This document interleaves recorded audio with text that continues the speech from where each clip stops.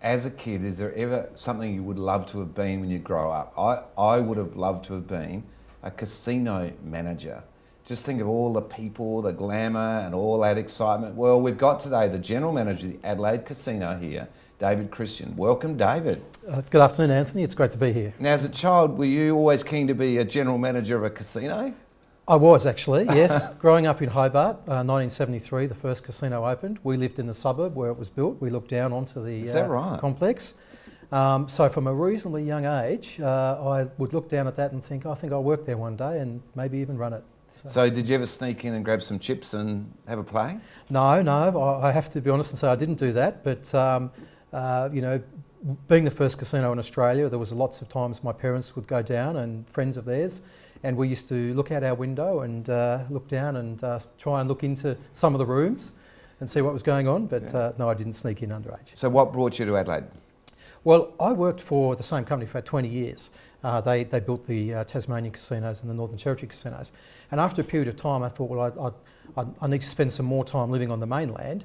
And the Sky City Group was a group that I was interested in. They had Adelaide and the Darwin Casino. And so I chose them. I had to go and live in New Zealand for 3 years, which was fine.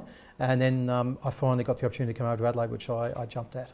So did you run the New Zealand casino, or were you sort of underneath the manager? No, I spent time running the Auckland Casino and also the Hamilton Casino, which is just south of Auckland. Okay. So, Now, you came to Adelaide, and where we're heading on a property show is what is planned for this casino, the Adelaide Casino. So you came into Adelaide. It's a beautiful old building.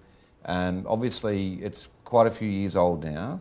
How did it feel? Is it run down? And you know, what's the deal? Because clearly there's some very big plans. I want you to share them with us.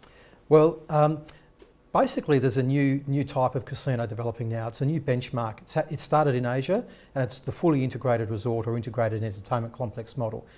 There's several casinos in Australia have gone down that mode now, so we have to get there. We've got to catch up to that standard. So beautiful old building, no doubt about that, but a lot of restrictions physically and a bit of regulatory restrictions. So our desire is to spend about $300 million. Our plans actually go over a bit over $300 million at the moment, and develop a completely new contemporary building which will link onto the old building, so it'll be fantastic, and bring the best of both worlds. So we'll be able to have beautiful old style gaming in the current building, and then really contemporary modern gaming and facilities in the new building, which will also include a very large car park, 6-star hotel. Our desire is to have the best hotel in South Australia. It could even be the best hotel in Australia. It'll be 6 stars, so that's what we'll do. Great new restaurants and bars. We've got some iconic high-profile chefs lined up to come in and open restaurants up as part of our complex. New exciting bars, rooftop pool and entertainment precinct. Fantastic. Imagine that, about 8 stories up, you know, at the northern side of the Riverbank precinct. And everything we do will link into the whole Riverbank precinct. We'll have restaurants opening up out onto the new plaza area. So we see ourselves as being an integral part of that precinct. It's a great vision that government have to deliver that, and we think we're integral to it. So it should be very exciting. Now, David, I must say I know a little bit of background to this, but let you say it. So when do you start building? Well, we've got a few hurdles to get through yet. We've got the money put aside. The board have allocated money to do it. We've got to get. We've sort of lodged our expression of interest with the Riverbank Precinct Committee, so they're quite keen, I'm sure, for us to be a part of it. And we know that the footy is at the AFL footy is at the Oval in 18 months' time. Because you're a Port supporter, aren't you? Well, being a West Coast supporter coming to Adelaide, I did think it's about time to pick a team. So I did pick Port because it seemed to me that so many people picked on Port. So I thought, I've got to go for them. I've got to support them. Unfortunately, all the games I've been to, they haven't done too well. But, yeah, but that's okay. You know, that's okay. They'll come good. It'll get there. So look, you know, we're still in negotiations with some bodies set up by the government to talk about regulation. We'll get those sorted. At the end of the day, without getting too much detail on regulation, all we're saying is give us the same regulatory environment as every other casino in Australia. We'll go ahead. We'll build. Okay, and what you're saying then is we're not the same regulatory requirement as the rest of Australia? No, every state has their own regulation for gaming, and most of the states are fairly much the same, particularly with casinos.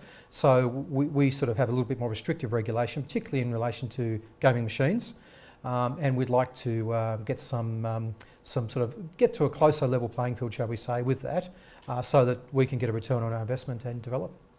So just explain to me, I'm sorry, I don't actually understand. So South Australia's got more restrictions on you than other states. And is that in the area of pokies? Yes, it is. That's correct. Right, okay. And this regulation is built up over many, many years. It's not just from the current government, of course. It goes back, virtually from when poker machines were first introduced in South Australia. Okay, so what would kill off this project? Not being able to get a regulatory environment that enables us to get a return that would, obviously 300 million is a fairly large investment, be the biggest private sector investment in Adelaide for some time. We need to generate a fair return on that, and we're only after a fair return, not after a super return. We get a fair return, a model that would work for that, then we go ahead. So, David, how much of that money would come from overseas with a revamped 6-star hotel with all those facilities best in Australia? Will you drag the Asian money, the overseas money generally? Definitely.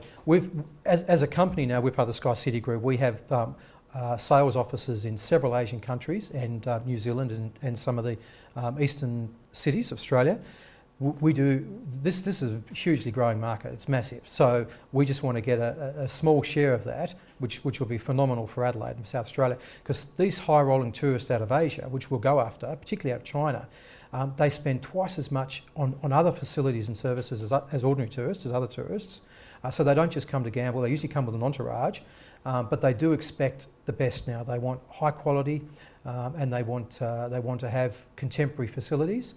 They'll spend a lot of money in Adelaide and South Australia. So it'd be fair to say that we need to grow up?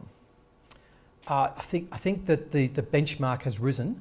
We need to keep up with that benchmark, or we risk falling behind significantly. David, we'll come back with some more in a minute. Now let's go and look at some going, gone.